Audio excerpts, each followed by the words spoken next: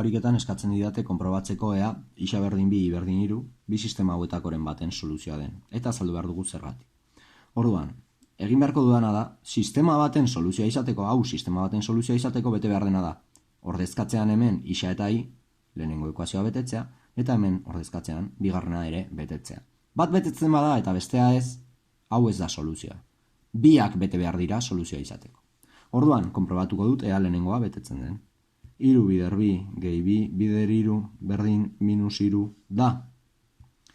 3 bider 2 6 gehi bider 3, 6 gehi 6, 12. Ez da minus 3, osak ez da betetzen. Lehenengoa ez denez betetzen ez da behar bigarrena konprobatzea. Ez da. Bigarrena.